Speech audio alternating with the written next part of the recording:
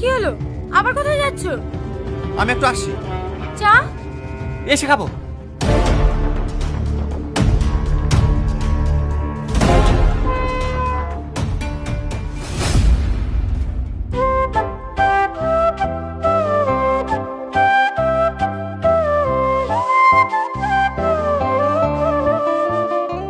মায়া, হ্যাঁ মায়া, কি রে হঠাৎ এই সময়? আজকের খবর দেখেছি? না দেখিনি তো। কেন, কি হয়েছে?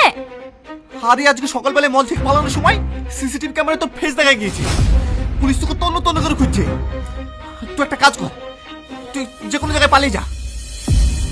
আমিও তাই চাই।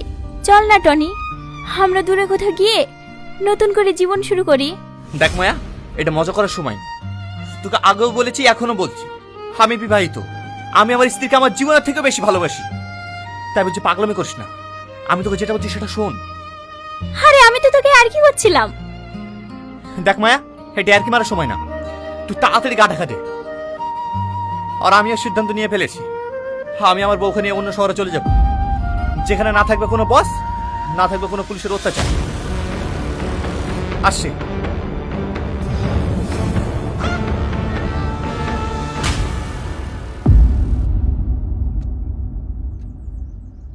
ওগো, আমরা চলিতে যাব। বাড়ির মালিককে কিছু বলেছো তো? ও নিয়ে তোমার টেনশন করতে হবে না। রাত 10টায় ট্রেন, আমি এর মধ্যে ঠিক বলে দেবো। তুমি এখন জামা কাপড়গুলো সব গুছিয়ে নাও। কোথায় যাবা ভাবছো? চেন্নাই। চেন্নাই তো যাবো বলছো, কিন্তু একটা অচেনা শহর, কোথায় থাকবো, কি করব? ও নিয়ে তোমাকে ভাবতে হবে না।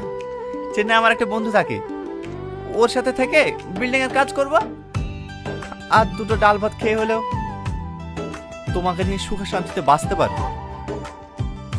যাও, ব্যাগপত্রগুলো গুছিয়ে নাও।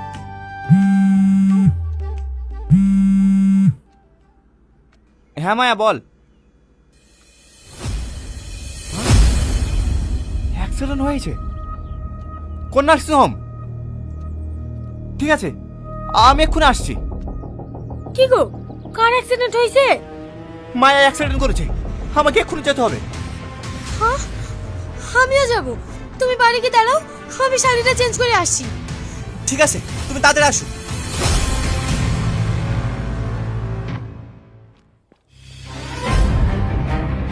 বস, মায়া কেমন আছে?